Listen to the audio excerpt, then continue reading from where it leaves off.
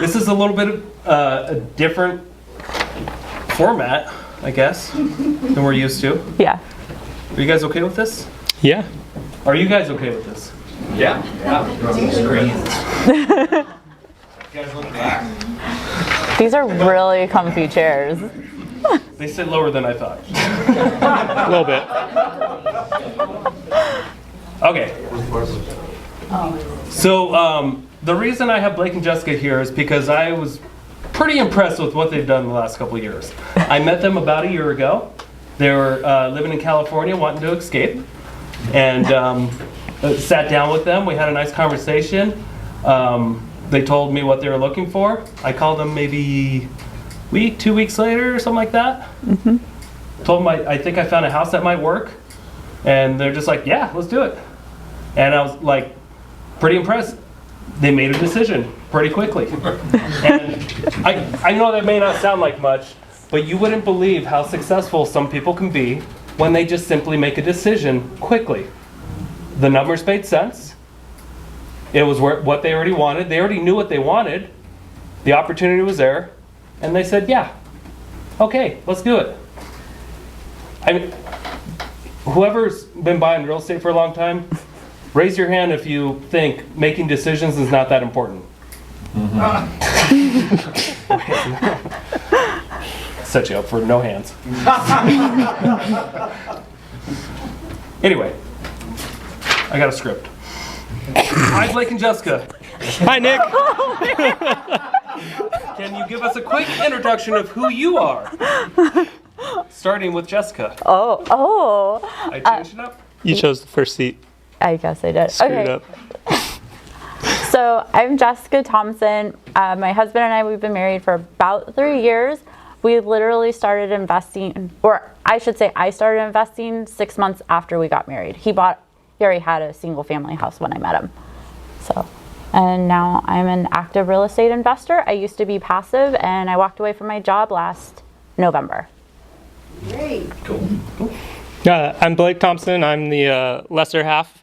But yeah, last October, quit our jobs and drove a big moving truck here and moved into a cat house that Nick sold us. But I sent her back to California to finish work, and so she left a month after I did, and I stayed there and fixed it up every single day, got some roommates, and when she came back a month later, she's like, who the heck are these people? I said, you're going to deal with it for a little bit, and we made our home here.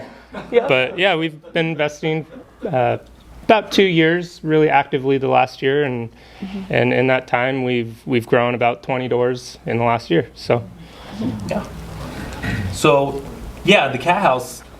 I can't remember if I said it smells like cats or if this smells like a great deal. you said, But it didn't seem to bother you too much. yeah, I was standing on top of I used to survey and stuff in heavy construction, but I was standing on top of a dirt pile, and you called me and you sent me a little video, and you're like, take a look at this, and a cat ran across, and there was like 6 cats. It was great. But we walked in and just cat smell. Yeah. Cat smells like money. Yeah. Yeah, it was great. It was a good deal. So what inspired you to get started in real estate investing, and when did you know that you wanted to quit being employees and be full-time investors? I can't take them seriously. Sorry, I won't do that again. You should keep doing it. I love it. I don't remember. Go for You it. want me to ask again? I don't even. What really inspired you guys to invest, and why did you decide to quit your job so quickly? Okay, what inspired us to invest and quit our job? So what inspired us to invest was right after we got married, Jessica's brother really pushed us to buy a duplex, and we didn't know anything about real estate, didn't know what we were doing. At the time, I just bought a single family house because I didn't want to live at home anymore, and it was, I literally bought the first house that I looked at. I said, this is great. It had a little bar in the front. It was really cool. But we bought that. Her brother pushed us to buy a duplex. We ended up buying it, and on the way home from the last kind of rehab on it took probably about a month of driving. It was 4 hours away from where we lived. On the last ride home after we were done, we listened to Rich Dad Poor Dad in the car, and we're like, wow, like look at the power, look what we're doing, see what we're doing. And we just kind of started connecting everything and decided, let's start looking more into this real estate stuff and you know, the power of what we're doing. And Jessica came home from work one day, and she listened to a Bigger Pocket. yeah, a Bigger Pockets thing from Brandon Turner on how to double your real estate every year. And she said, let's try to do this. And so after that, we really started trying doing that. We looked at out-of-state investing, in-state investing, just kind of everything, listening to podcasts, and really opened our mind to everything. And from there, it just kind of snowballed with learning and wanting to do it. Cool. Yeah. Can you go into depth about how you bought that first duplex investment? So that first duplex was, I think it was on the MLS. My brother literally said, if you don't buy this, I'm going to buy it. And I was like, okay, big bro, like, I'm totally going to do it. I felt very comfortable. And your brother is an investor, yes, right? he's Entrepreneur? Yes. So you knew what he was talking about? Cool. And so we got together, we pulled our money together, and we put a down payment. We just bought it traditionally, nothing crazy, but it was still a really good deal. And it was nice because the cash flow made sense for us. And then when we closed on it, we were like, wait, if we just keep buying more of these, eventually that cash flow, you can just live off of it. And you are in control of like deciding how much equity you leave into the deal. So you can really adjust that cash flow accordingly to what your lifestyle needs.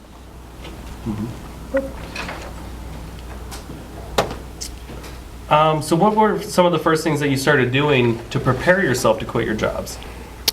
Well, we listened to podcasts. I was walking around all day, so just podcast. We got all the Bigger Pockets books and even other books. The Millenate Real Estate Investor, said that completely wrong, but yeah, we just listen to books, podcasts. Millionaire Real Estate Investor. There you go.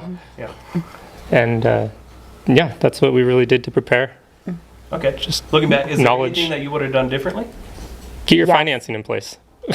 Your like traditional bank financing, because it's, let's just say I've gone to banks and I'm like, hey, and I have a spiel, and then I say, but I don't have a W-2 job, and then they look at you and they're like, oh, we can't help you, but in 2 years we can. So definitely get your traditional financing in place. Yeah. Pull out your HELOCs and everything. But it hasn't stopped us though. Like we've gotten private money or just hard money, and we just keep rolling stuff forward. Finds a way. Okay. So about a year before you made the move from California to Idaho, that's when you bought the duplex. Did you buy any other investments before you moved up here? Yes. Well, it's actually funny because we were looking right down the street from our house, but the numbers just didn't make sense. So we started looking elsewhere. We were actually reading David Green's book, Out of State Investing. And that's where we started looking at different markets. And Idaho was one of those markets that we were looking in. And so Blake was like, well, let's go take a week out. And so we took a week. We met you up here. We met David up here. And then we flew down to Boise, and we ended up buying a fourplex off of a wholesaler down there. Perfect. So how'd you buy that fourplex, and what did that look like? We did that off of a cash out, right? Yeah, so we did a cash out off of, before we took a trip out here, we took a cash out refinance on our primary residence. We pulled about $100,000 out. And then when we were visiting markets, we met, basically took everyone out to coffee. We reached out on Bigger Pockets, and we said, hey, we're going to Idaho these dates. We'd love to meet with people, see what we can do, see how we can help each other. And we referred to you off of David Clinton, who's now one of our mentors. He's a great guy. And you brought us the house. And then, so that was first half of the week. Second half of the week, we went down to Boise area, and we met with a guy named Michael Porsche. I think he's speaking here next month. Yes, he is. Yeah. So we met with a guy named Michael Porsche, who was also starting real estate. He didn't know that much at the time either, and I believe it was his first wholesale deal that we bought. We met him. We got coffee, and he's like, "Hey, I have this house that I'm kind of looking at." And we're like, "We'll buy it. We're like, let's look at it, and we'd love to buy it from you." And he didn't even have it under contract or anything yet.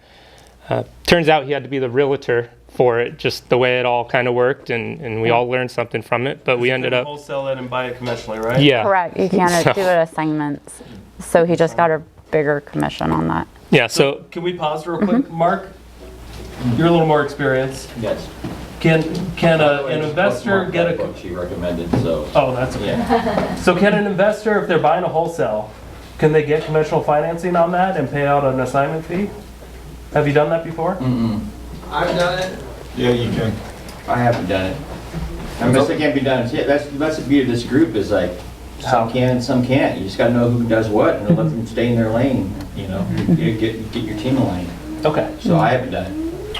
So what they did to get around that, they, the guy that was wholesaling it just happened to be a real estate agent, and instead of getting an assignment fee, he just made a commission for himself. And that was fine, right? Sorry, you wanted to... I've also heard of people doing what's called novation. It's basically where the wholesaler takes it and actually sells it on the MLS if they're a licensed agent. And just understanding that, you know, they're getting their assignment fee is their, what normally would be their, you know, commission. Or whatever. Okay. Okay, so, and I remember looking at that deal and it looked pretty good. So it was his first wholesale deal and it just happened to be pretty good. Do you remember how much you had to put down and how much it cash flowed? yeah, we actually put down 25%. You know, again, we didn't have all the tools and we didn't know that much. We were just trying to learn. We put down the $100,000 that we pulled out. We bought it for $400, I believe. And I mean, with the market now, it's worth a lot more, which is great. And rents have paid for it, and it's a great property. But yeah. Perfect. Do you remember how much it cash flowed at the time? When we bought it, it was like someone took a few balls of yarn and just like went like this and said, "Here you go." So it was very confusing. We had to get it all pulled out. I don't quite remember how much it was Or how much it cash flows now? it, right, you did it have cash the flows guarantee. about 2,500, $3,000, depending on the month, what needs to be done and stuff. It's pretty good. It's pretty lucrative. Substantial. Yeah. Yeah. Okay. And do you remember about how much it costs you to, how much extra it was to get that $100,000 on your mortgage? We actually ended up saving money Okay. because, Yeah, go. yeah, well, what happened was we were doing a refinance. We did a refinance on our duplex and a refinance on our primary. So when we did both, we got better rates and we actually saved, I think, like $100, $200 a month. The primary went up, but the duplex went down. So the difference, we netted $100 or something. Okay. So if you're just looking at your monthly income and expenses, by borrowing $100,000 and buying something with that borrowed money, it's like someone gave you an extra $2,500 a month. Yep. And they're like, here's something that's worth a lot more than what you paid for it. And you get all the added benefits of like write-offs and Depreciation. taxes and you name it. Start to become a believer. Yeah. Yes. So the day we closed on that is the When day you you called called us and we're like, "Hey, you want to buy this?" Hey, you want to spend more? So we started escrow on that the day we closed, which was kind of cool. Okay. Were you looking at any other investments at the time, or were you just saying yes to everything? No, we were looking at some other stuff. We around the area where we lived, Pittsburgh, California, and stuff. We made a few offers on some like reclaimed houses and some foreclosures and stuff. And I remember the agent that was working with them just kind of laughed at us because we were lowballing them and just trying to figure out how it works. And so we were making offers on other stuff. Yeah. So when you decided to make that trip up to Idaho, and you sent a message out there on Bigger Pockets and offering to go out with to coffee with people, was that out of your comfort zone at all? Were you used to doing that? Do you remember that being difficult at all, or did it seem easy? It was very difficult. I'm a big introvert. My heart's like right now. So It's hard because like I know the environmental field, but like real estate, I don't know it. And when I like would meet with these people, I'm like, I don't know what I'm doing, but I want to learn from you. You can ask me like geology, rocks, water. I'm your girl. I can tell you that. Now so it was hard in the beginning, and now I'm just like, everyone's just learning. Everyone, like, I might not know something, but somebody else might know something, and then together you're like, hey, we can make this work faster. And so now I'm not uncomfortable as much, if that makes sense. Yeah. Okay. Yeah. So that was 1 year ago. October 7th. October 7th. Is when we packed up our moving truck with our dog and 3 Okay, 1 month geckos. ago. Yep. So what does today look like? What are you guys doing now? Currently, we just bought 4 duplexes in downtown Coeur d'Alene, and we're in the process of rehabbing them and like getting the tenants turned over and everything, raising the rents, and that was all on seller financing, which was really cool. We've got properties in a few states, partnerships all the way to Florida. We own something in Illinois, Washington, California, just all over the place. So, Are you guys secretly rich, or are you being creative? We're being very creative. yeah. Yeah, no, like for some of the deals we've gotten this year, like we literally have no money in besides our rehab. Like we were able to partner with people with the down payment, whether it was like financing, like the down payment was financed to finance the actual seller finance. But you can just be as creative as you want. You just need to talk to people, and people will tell you like, hey, I'm interested in helping you. Mm-hmm. And most of it's on seller financing because banks don't like us. But regular banks don't like us. It's okay. So what's been the hardest adjustment that you've had to make in the last year? I guess taking rejection. Like I've literally been cold calling a lot lately and just getting over that initial rejection. But now I'm fine. I like cold calling. I like sending text messages. I'm like, it doesn't matter if they're like upset with you. Sometimes you can just help them, and they might be having a bad day, and they just you have a great conversation afterwards. It might not go anywhere, but at the same time, you're like, it's just a numbers game. sometimes they scream at you too, which is really fun. That one too, or you might get threatening letters in the mail back to you. Oh yeah, we've gotten some few letters back, nasty letters, and we're like, oh, okay, well, not to worry, we won't send it to you again. We frame them. You're just gonna go on our bulletin board. Yeah. But yeah. For me, it was the transition of losing the paycheck when we quit our jobs and the stability of, yeah, we have rentals, but you know, we're not rich. We're trying to get there. Mm-hmm. But jumping full in and learning how to use your balances and not the stable income coming in.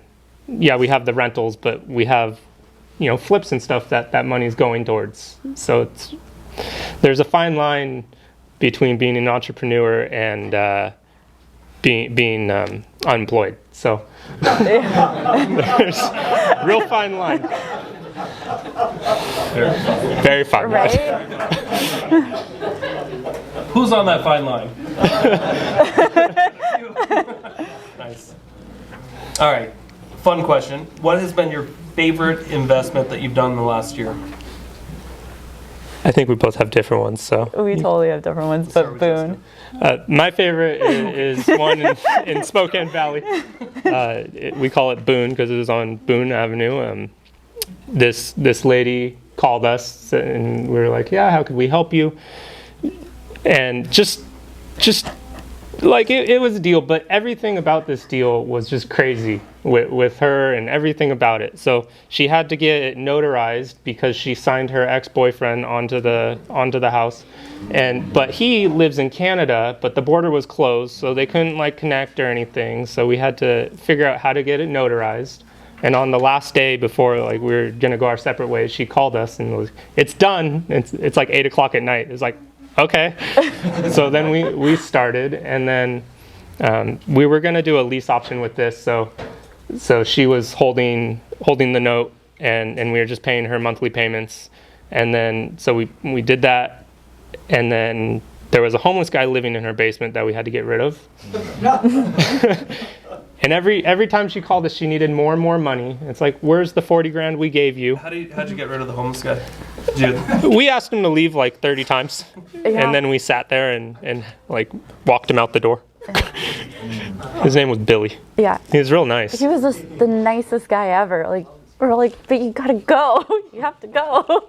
Yeah. Didn't sound like he was homeless. Yeah, I guess he had a home, He but had a home, but not there. I he's don't like, know. I'm just gonna go sleep in my car now. I'm like, okay, do it down the street though, please.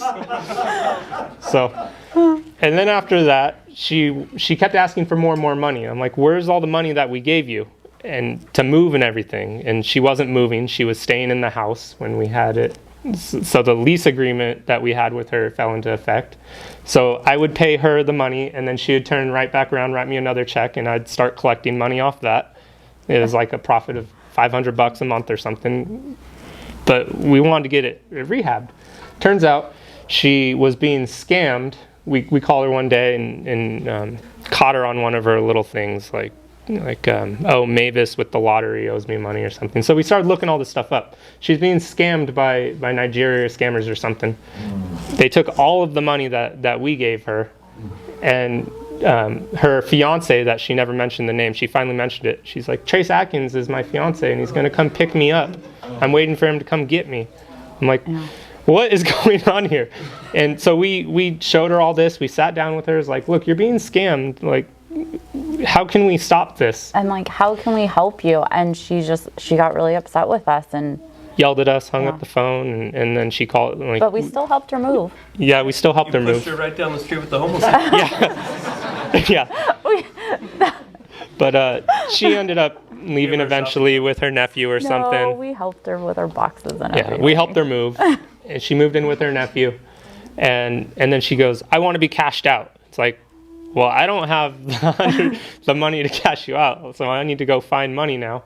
So we ended up getting a hard money loan, but we were flipping a mobile home at the same time out in Medical Lake, and we knew she was going to be homeless if she continued down this path. So we go, we can give you $100,000 and the mobile home, which we owed her like 140 on the note or something. We go, we can give you 100 and a mobile home, so you got that, or just 107.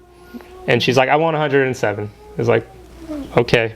So we cashed her out, and then we got a contractor in there How'd you who cash her out? we pulled out a hard money loan and paid her off with that. And when we went down there, we pulled out the rehab costs with the hard money loan too. And the lawyer gives us the checks, and she's like, why are you guys getting like 60 grand too? It's like, It was like, it's a little yeah. awkward.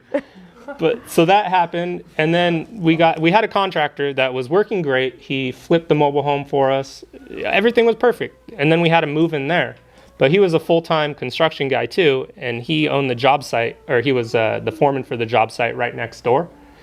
And it seemed like he was working on that project more than ours. And we cleared it out, got it ready for rehab, so it was torn apart, and he just stopped showing up. And we were just losing money on like month after month, and after like 6 months, 7 months or something, nothing had been done. I'm just like, this is crazy. But then he came to us and he goes, hey, the people next door that are building this parking lot want to buy your house. How much do you want to sell it for?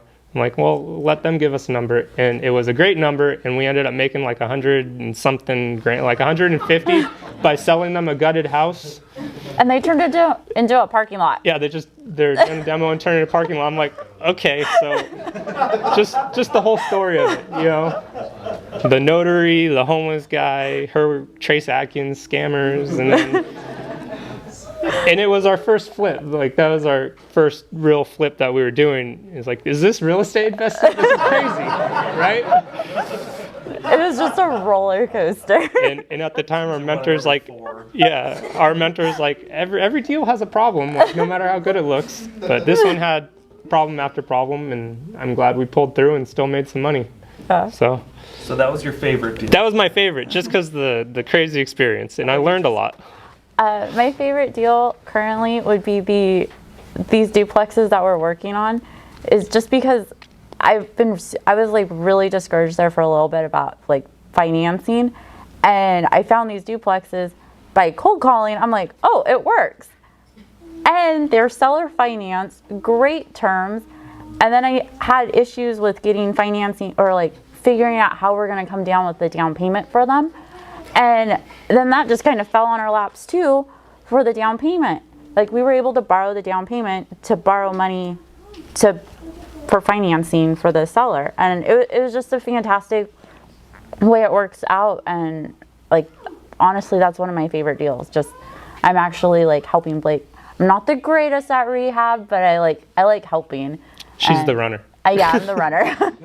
But it's fun because now I know, like when we're doing flips, now I know like, oh, hey, this is the stuff that needs to go in, or like I can just look at things better when I go into a house. Does anybody not know what seller financing is? Yes. Anybody else? I'm sure there's more. So seller financing, that's simply just when there's no bank involved, and the seller owns their house or investment free and clear, and then instead of them just selling it to you and getting the cash, they become a bank. They sell the property to you, the title transfers, and then they have a note, and they make the seller's payments over time.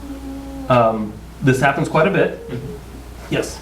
Have you ever done like wraparound mortgages with seller financing? So, you know, they have a $100,000 mortgage. You buy the house for $400,000. You owe them, you know, $100,000 here and pay them $300. Yes.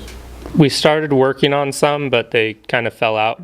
But all the ones we own, they owned free and clear. Okay. So, so that's seller financing. Typically, with seller financing on investment properties, you're usually looking at some short-term balloon, right? So a seller's willing to get payments over time. They may amortize the payments like a normal loan, like it's a 30-year loan, but they're really going to get their money in 5-10 years. But your situation, they did terms for a full 30 years, right? 4%, And 30 it's years. 4%, no points. No points. They even helped us with closing costs, like They lowered the down payment for us after we talked to them. Yeah, like we just talked to them and they were like, 10%. yeah, 10% down payment, and the duplexes were not that expensive. no. Coeur d'Alene in the They wanted 300. $375 each, and it's all on one note. 3 of them are right next to each Yeah, other, and it then is. one's right down the block. And this is during the peak, Yeah, and it's all for me just calling some people, be like, hey, do you know of any deals? Yeah, and you called, and then they didn't have anything at the time, and they called back like a month later, right? And Yeah. said, hey, do you want this? Yeah, just planting her seeds. So not bad.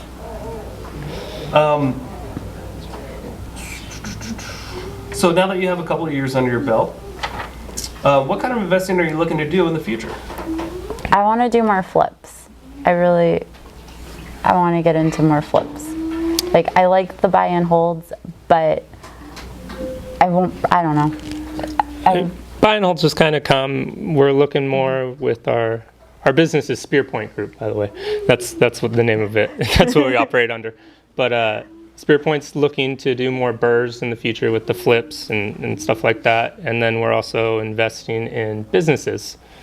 So we're trying to buy the well drilling company with Nick as a partner, but. And we'll talk about that. Yeah. So you mentioned burr. Can you explain what a burr is to those that don't know? Do you Yeah, not know what a burr is? Okay, good. There's 10 people or so. It's buy, rehab, rinse and repeat. rent, Rinse and repeat. refinance, There's a few. repeat. I have the book on my desk. And I even had David Green sign it too. This is embarrassing. So you buy a property, yeah. It's an acronym for buy, You butchered that. I know. rent out, refinance, and repeat. And it's a process of you buy an investment, and you're basically flipping it to yourself. And the end buyer is it's basically it's a bank and it's your tenant. You want to continue? No. But it's a way of recycling your cash. So you're not just putting the same down payment down every single, or you're not getting a new down payment every time. You're recycling and using the same money on each new investment. So you put some money into a deal, you do the deal, you refinance out of it, you get a cash out refi loan, and then you get your money back, hopefully more, and then you can go on to the next deal. And that money that you get back is tax free. So it's an investment strategy to build rentals over time without having to constantly come up with big down payments. Yes. Go ahead. Oh. What was it? Oh yeah, we were talking about the well drilling. Oh, okay. Oh yeah. So right now, Blake and I are also in the process of partnering together on buying a well drilling business up north. You want to talk a little bit about why you decided to do something like that? Yeah, so Nick came to me one day, and he has the financing background. He's really good with creative financing, and he does new construction builds. He knows that I do the construction, dirt moving, and I come from that kind of background. And he just saw the demand for it with all the new construction he's doing. You know, he's like, it's a year backed out before I can get a water well drilled. And just by going to these events, you know, he found a need with each other, and he mentioned it one day up at the Sandpoint REIA, and someone in the room turned around and said, hey, I know someone that might be retiring from a well drilling company. Here's their number, reach out to them. So we reached out. They said, yeah, I'm looking to sell. And now we're working on buying that. You know, I have the expertise with all the equipment, and he has the expertise with running that kind of stuff. So just partnering and trying to build a business. New stuff. Exciting. It is exciting. Yeah. I'm super excited. So without a little bit of investing experience, would you feel just as confident jumping into something like that? I would feel confident like running it and jumping in and doing the work, but I wouldn't feel confident running it, like the back end, the investing portion, Business. knowing the financing, and all the paperwork and stuff. I think all the real estate that I've done and, you know, things I've seen with all that really helps in how to put numbers together. Okay, cool. What's your favorite thing about your new lifestyle? Not having to report to anybody. Waking up, playing video games for however long I want, and then going, okay, I gotta do something today. Living the dream. Living the dream. How about you, Jess? Oh, I like that too. However, I just thought of something else that I really like. Even though we are not like employees anymore, we still are like growing our 401k. And I really like that because real estate can help us do that and just lending it out. And I like that because I don't have to go to a job and say, hey, can you please match me? And I'm like, no, I'm going to do this myself and grow it faster. And I like that. I hate going. Actually, funny story is, I actually tried to go get a W-2 job about like maybe a month ago to pull out a HELOC on our house. I quit that thing so fast as soon as that bank said, nope, you can't do it. 1 week. You lasted 1 week. I was only there for 1 week. I couldn't do it. Because of the bank. The bank said, no, we can't lend you. You really need those 2 years. So after 1 week, you put in a 2-week notice? Yes. I did that at a Taco Bell once. But I did offer them part-time. I said, if you need me during your busy time, I will definitely come back part-time. But yeah, I love not being reporting to a job. I love being able to just do our own thing and invest for ourselves and just grow us and help other people grow too. On our time. Perfect. Yeah. Okay, so be honest, what's the worst thing about your new lifestyle? What's the worst thing? You had these questions in advance, by the way. I know. I want to hear what hers was. That's what I'm waiting for. I guess it's waking up in the morning sometimes. Like, you just don't want to get out of bed. Like, that's hard. Especially when people are like, hey, let's meet early. And I'm like, okay. I used to get up at 4:30 in the morning, and now I don't have to get up or out the house till like 7, 8, 10. That's probably the hardest adjustment, is just trying to keep yourself on a schedule and remembering what day of the week it is. I think the worst thing's becoming complacent with where we're at, and we want to keep moving forward, but at the same time, I don't really have to keep doing stuff. It's just the complacency for me. It's really bad. Okay. What's the worst thing about your spouse? She wears red That shirts. wasn't the question. How is working with your spouse? At first, working together, when we were house hacking, we were running our business out of a room, and we were living in the room because you didn't really like them at all. They were nice guys, but mind you, we were house hacking in a 3-bedroom, 2-bath. It wasn't a duplex. It was literally all one roof. And we had our dog in our room too. So, yeah, so living in the room, there was a lot of building time with each other, you know? And, you know, with the business, it was getting started, so it was very difficult and, you know, just learning little things about each other. So it was very hard to grow in that way. And I think communication was a big part of that, and we really learned how to communicate a lot better in our marriage and everything, our business, and that's really helped a lot. But when we started, I mean, there were some days where we were fist fighting because it was so, it was rough. And, you know, once we got rid of the roommates, we had our own office, guest bed, you know, house opened up and made it feel like home, and it's really helped, you know, and communication, working with your spouse. Number one. Was it hard getting rid of the roommates, like financially? No. Or did you even notice it? Well, yeah, with Billy. well, yes and no, because we had the idea of using our roommates to pay for our marketing budget, because let's be honest, I didn't really want to pay for it. I like the cash flow we were living off of our rentals, that was for us. So like, you have to find that money somewhere. And so that's why we moved them in. And so it was hard, but then it wasn't. Like, our sanity was way worth it. Plus, we had a talk with you too. You're like, you can just make more money. Yeah, one of our mentors said, just make more money. It grows on trees. Yeah, Spend just make more money. It's cheap. Just go get it. And it works out really well. Okay. What would be your best advice, if you had any, for a brand new investor? Don't be a tire kicker. Like, if you say you're going to do something, do it. I mean, we were lending someone money, and for some reason that money didn't come through, but we had to find another way to do it. You know, otherwise the deal would have fell through. We tell someone we're going to buy something, and here's our criteria. Go out and do it. If they come to you with a deal and it matches your criteria, find a way to pay for it. You know, call your parents, call your friends, find the money. Yeah. But don't be a tire kicker, and go do it. How about you, Jess?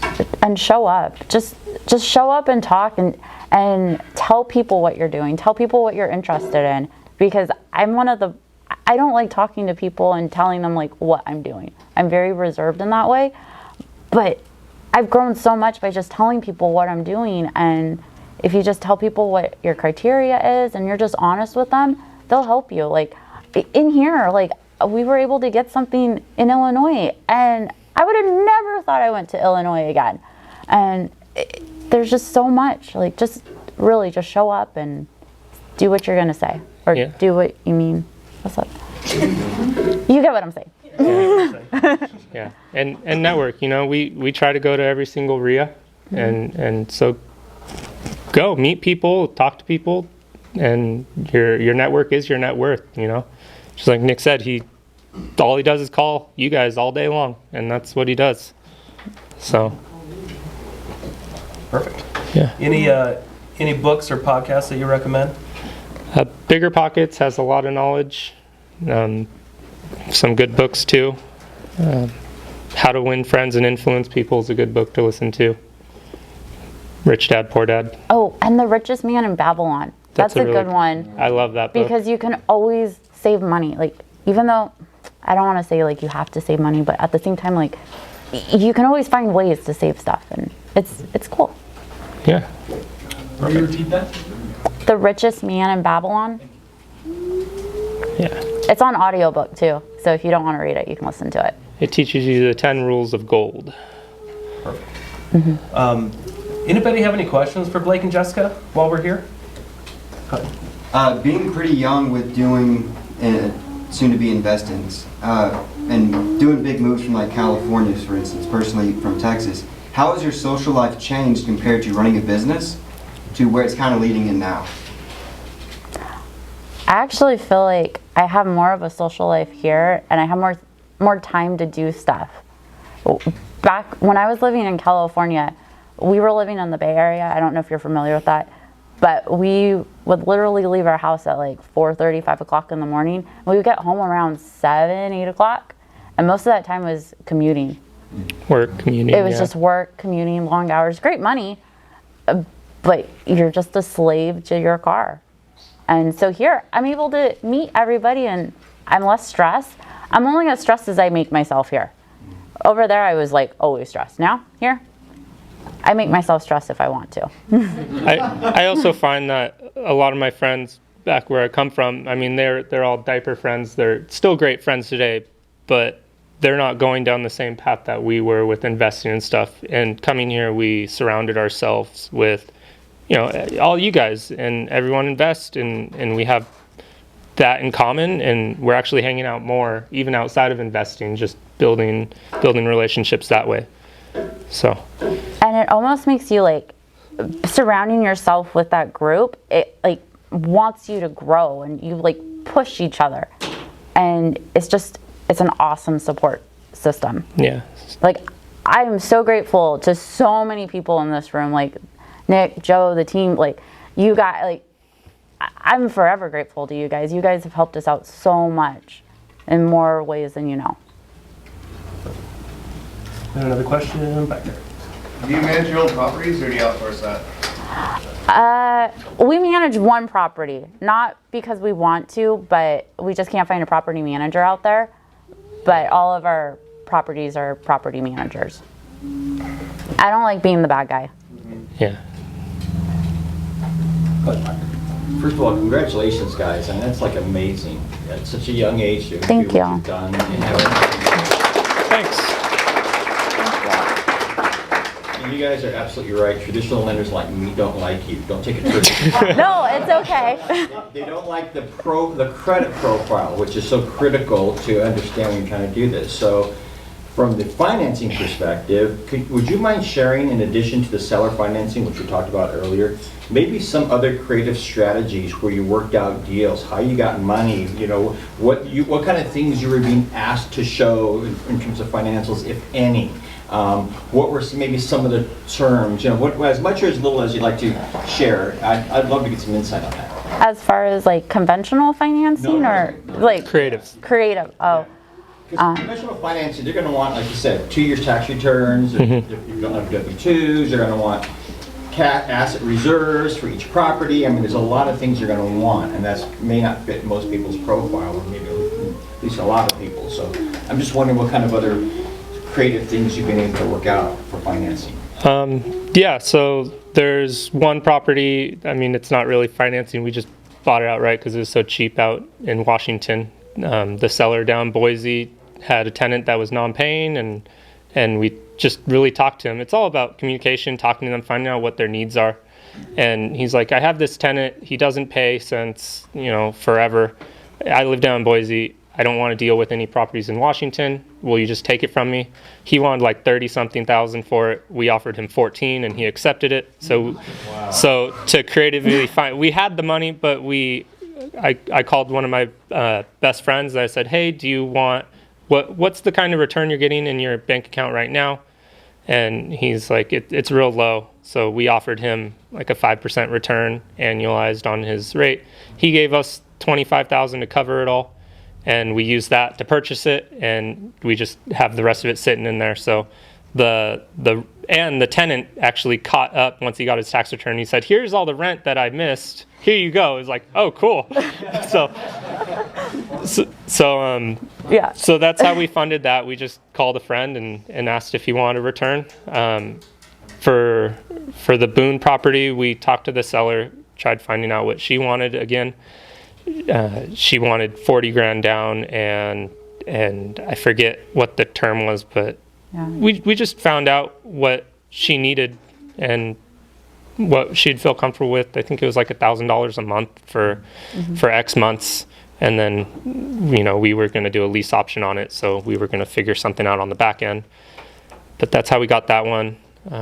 Another flip, Medical Lake, the seller was in a domestic violence situation, and her ex was coming around. She has kids, and she's very scared, and again, just trying to find out what she needed. She didn't want anything. We're like, no, we need to give you money. Like, no. She just wanted to give it to us because she owed lot rent and she owed $3,000 on the mobile home, And we're like, well, we'll pay off your mobile home and give you, you know, a few Some grand money. on top of that. I think we gave her $5,000 total, so 3 and then 2. And we helped her find an apartment and helped her move and everything. We drove her and her kids, all her stuff in our cars to the valley and got her moved. And we took over the mobile home, flipped that. That was one of those.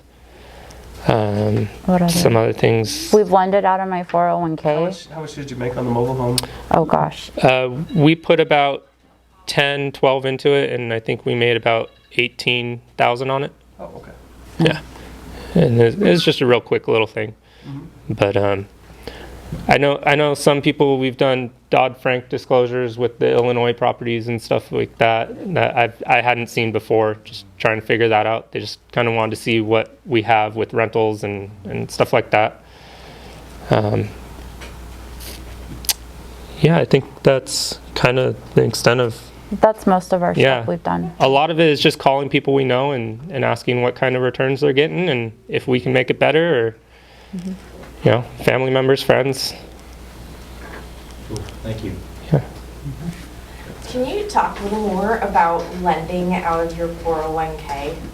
Oh boy, that's like a whole can of tomatoes. But yeah, basically the few things you have to make sure you can't self-deal. So I can't do any, I can't lend to myself. I can't lend to Blake because he's married to me. And there's a few other things like that. But you can lend money to let's for instance, Nick. Instead of Best Buy, I'm lending to Nick, his company, and he's able to use it and do whatever he does for it, and then I get a return on it. What kind of return? It's deal dependent. It's deal dependent. Whatever you work out, What kind of range? I mean, deal dependent. you could. It really just depends on the deal. I don't even know what. I don't even know. I think we I don't started even at 30 remember. is what the numbers we ran, but the You guys- price has gone so high your up. retirement was it like 70,000? It was like 70,000. 72. 72. And they should make like a 50% return or so at least on Yeah. that within a year. Yeah. But And then they'll just go back into your retirement. Yeah. And then they're like, you can use it again. you can use it again and just. But you can also. I know you can also purchase rental property out of it, but I haven't really looked into that. I've only Does, done lending. I think they did that in May or June. Yeah, Sean Dolan had Sean a really is good at that. really good one, and he specializes, or he's done a lot of that stuff, right? Yep. Yeah. So he could probably help you out. That book that you gave out that day. The Self-Directed IRA Handbook by Matt Sorensen. You can get it on Amazon for about $20. It's a I read great that. book. To anybody in here, if you're interested in what they're talking about, and because there are a bazillion rules, and there's some really good ways to get yourself in trouble. Yeah. And basically, most of the time the penalty is that your IRA becomes taxable. But anyways, I read the book, and it was really, really good. And it took something that sounded super complicated and, really made it made me want to go do it because it really shined the light on things and made it explained it much more simply than I thought it was going to be. So if you have a chance and you're interested, I highly recommend that book. And I'll add to that, there's a company called the N Trust Group. They're one of several, but I've worked with them before. It's called the ntrustgroup.com. If you have an IRA, you can convert the IRA to a self-directed IRA. They will do it for you, and you can only use a self-directed IRA for investment properties. You can't use it for a primary residence. And they'll guide you through all the what you can do's and what you can't do's, and how you set up that self-directed IRA basically is the bank, but you own it, you still own it, so you're becoming the bank. And they have a free thing, if you just put in your email address, they'll give you a free guide on that. So It sounds a lot like hard money then, because you can't use hard money for a residential, so you're basically just taking your own money and managing it that way. Yeah. So the whole point there is a lot of people already have IRAs there, so they just convert it to a self-directed because the funds are already there. You just move it over to self-directed. Yeah. We used Forge Trust for our self-directed IRA. What was that, Justin? Forge Trust, and she took it out of her employer's control and basically moved it over there, converted it, and then got it lendable. But I know you can lend on other or buy other things. Like I know one guy was here, he bought precious metals with it, and he held them in his safe, and you can buy investment properties and stuff, and you can do a whole lot of stuff with it. Any other questions before we wrap? Oh, yep. Do you guys have some philosophy around when you flip versus long-term lease, short-term, Airbnb, that kind of thing? No, I'll be honest, like that's probably one of our downfalls is we're so open to like anything. We'll just try it. And What's also kind of your mix now?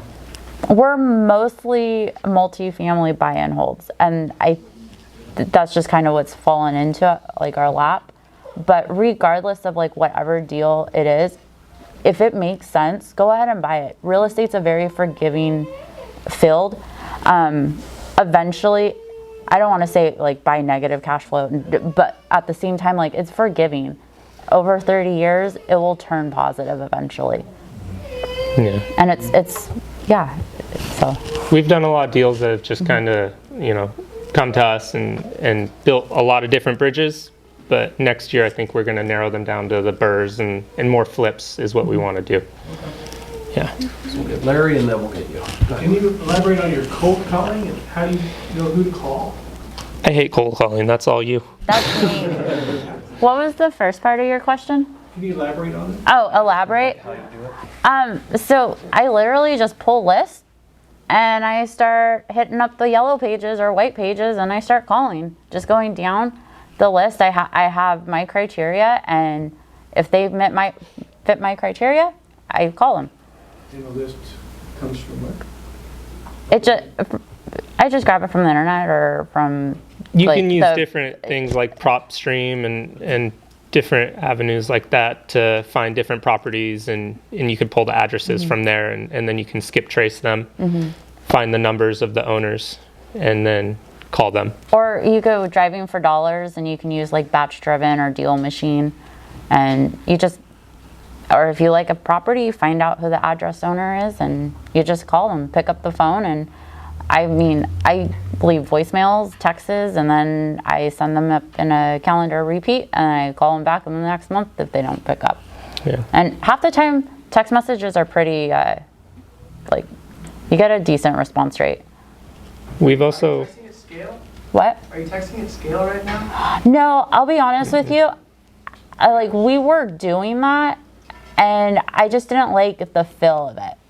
I didn't like it. A lot of the people they're just like, we're just a number to you. And I'm like, yeah, yes and no, but I prefer to talk to them and really, I know we're gonna lose out on a lot of deals because of that, but I would rather make sure that the seller or the buyer is being taken care of than anything else.